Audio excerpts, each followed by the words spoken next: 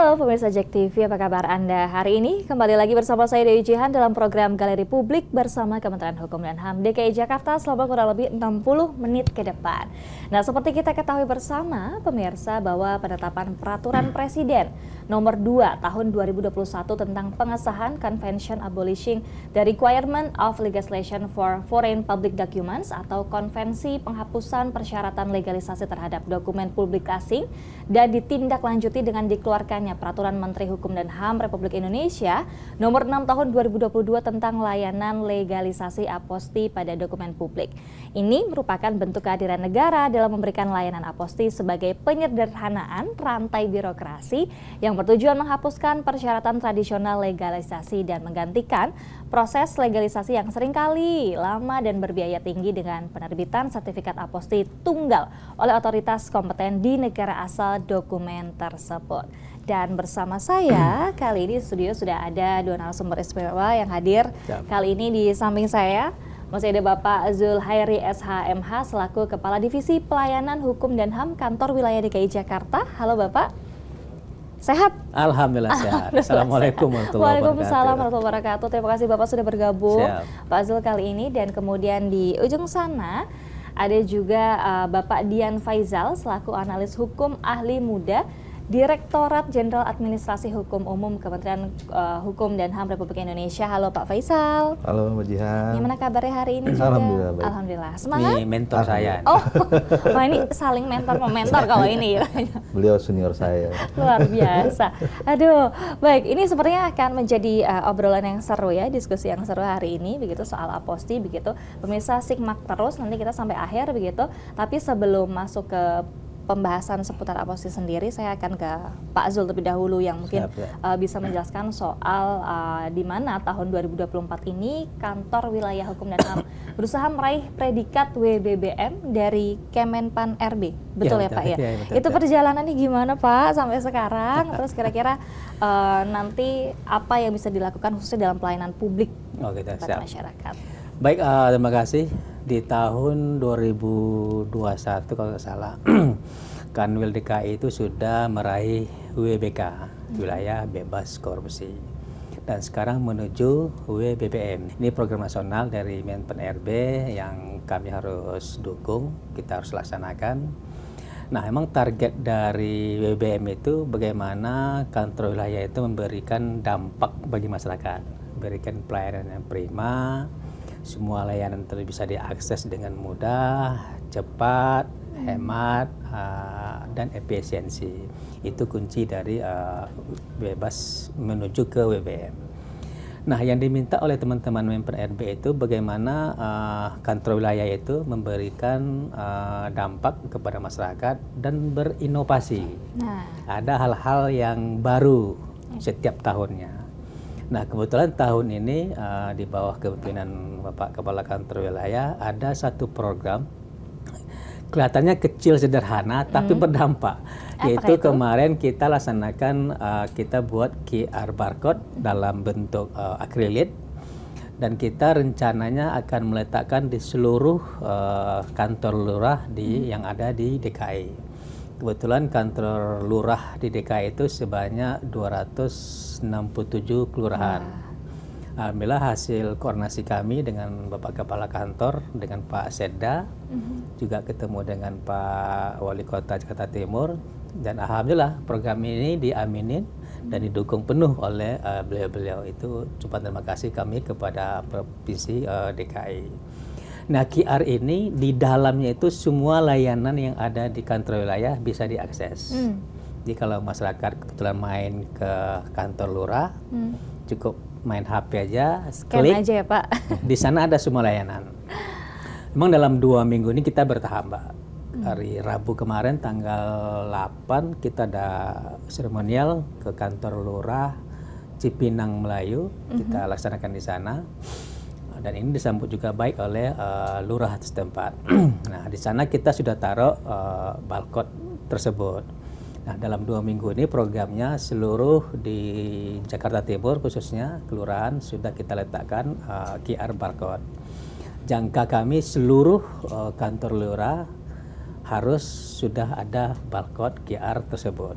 Nah, ini juga membantu masyarakat. Inilah program yang kami tawarkan kepada masyarakat dan mudah-mudahan ini jadi data dukung kantor wilayah untuk meraih WBPM. Nah, selain itu kami juga berkoordinasi dengan TPI namanya, tim penilaian internal, yaitu ada di Itjen. Nah, kita minta masukan, apa yang kurang kita lengkapi, apa yang belum kita masukkan, sehingga nanti betul-betul Kanwil DKI itu meraih yang namanya WBPM. Tentu sekali lagi inilah komitmen kami di kantor wilayah dengan arahan Bapak Kepala Kantor Wilayah, seluruh pegawai berkomitmen, bersemangat untuk meraih. Dan yang terbaru juga ada tagline-nya Pak Kanwil itu yang sangat luar biasa juga. Jadi kalau masuk di lingkungan Kanwil DKI itu harus wilayah kebahagiaan. Wah, kenapa Jadi tuh, Pak? seluruh pegawai yang masuk ke kantor wilayah harus happy, harus bahagia dan harus semangat. Inilah yang perlu kami contoh dari Pak Kepala Kantor Wilayah, dan kami alhamdulillah kami laksanakan di kantor wilayah. Emang simple, hanya senyum, bahagia, happy. Karena kalau kita udah bahagia, kita udah happy, untuk melakukan kegiatan itu kan sangat mudah. Tidak penuh tekanan, tidak perlu paksaan. Setuju banget. Maka dari itu kata Pak Kepala Kantor Wilayah, semangat dan kebahagiaan itu harus muncul dari diri kita sendiri. Itu mohon dukungan dari pihak terkait, masyarakat. Semoga nanti Kanwil DKI itu bisa meraih yang namanya WBPM. WBPM di tahun ini berarti ya Pak? Mudah-mudahan tahun ini. Ya. Kenapa kemudian menjadi penting berkonsentrasi untuk memberikan dampak kepada masyarakat dan tadi membuat inovasi-inovasi yang terus berbeda ya dari tahun ke tahun? Betul. Supaya apa sih Pak? Ini kalau kita simak arahannya Pak Menteri Hukum dan HAM, Pak Yasona, beliau itu kan berapi-api itu, menyampaikan semangat dan memberikan pelayanan yang prima kepada masyarakat. Karena kan masyarakat itu kan bagian dari negara yang harus dilindungi, yang harus dihormati, yang harus dipenuhi haknya. Maka salah satunya itu memberikan pelayanan yang prima. Jangan sampai masyarakat itu mencari pelayanan begitu susah, butuh waktu, butuh transportasi segala macam. Betul. Maka dengan program QR Barcode inilah untuk membantu menjawab solusi bagi masyarakat yang ingin melihat ataupun mencari pelayanan yang ada di DKI Jakarta. Cukup dengan satu HP, satu barcode, semua layanan sudah bisa dilihat. Widih, dilibas dalam satu QR code gitu ya Pak ya. Dia simple, kecil, tapi ya berdampak sekali bagi masyarakat. Tapi sejauh ini sudah tersebar secara penuh atau target selesainya kapan? Ya, kemarin tanggal 8 kita ada launching, seperti saya sampaikan tadi, di Lurah Pinang Melayu. Ya, Cipinang Melayu. Dan beberapa lurah. Nah, target kita 2 minggu ini seluruh kelurahan di Jakarta Timur sudah kita letakkan QR barcode. Dan targetnya 3 bulan seluruh kantor lurah sudah kita letakkan QR barcode layanan. Oke, jadi begitu di scan masyarakat langsung akan bisa terhubung dengan petugas. Nah, di semua layanan yang ada di DKI itu bisa melalui barcode. Bukan hanya tentang permohonan, terkait pengaduan pun bisa. Oh, pengaduan juga. Jadi kalau ada masyarakat terkait dengan pidana ataupun masalah di wilayahnya, bisa juga nanti melalui QR barcode itu nanti ada di situ layanan hukum.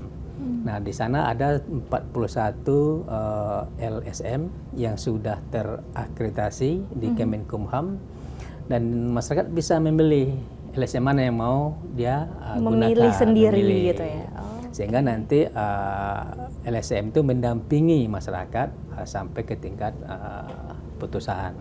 Tapi harapannya dengan adanya lurah, sehingga lurah juga bisa menyelesaikan kasus tanpa harus ke pengadilan. Itu harapannya. Oh begitu. Mudah-mudahan. Sangat mungkin ya Pak itu dilakukan mungkin, langsung oleh mereka sendiri. Sepanjang kedua pihak damai, ya tentu dengan kasus-kasus yang tertentu ya. Itu bisa diselesaikan di tingkat lurah atau pemirsa. Oke, tapi ini inovasi-inovasi dilakukan untuk meningkatkan pelayanan terhadap masyarakat. Oke, Pak Zul dan juga Pak Faisal, kita tahan dulu. Nanti kita akan kembali di segmen 2 untuk ngomongin tadi soal Aposti tadi ya. Oke, pemirsa jangan kemana-mana karena usai jeda berikut Galeri Publik akan segera kembali untuk Anda.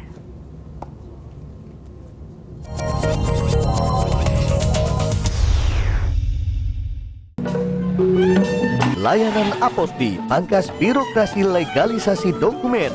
Aposti adalah pengesahan tanda tangan pejabat, pengesahan cap atau segel resmi dalam suatu dokumen resmi, dalam suatu dokumen publik melalui pencocokan publik dengan spesimen melalui satu instansi, yaitu Kementerian Hukum dan HAM selaku competent authority. Alur layanan Aposti adalah sebagai berikut. Apa saja persyaratan yang harus disiapkan?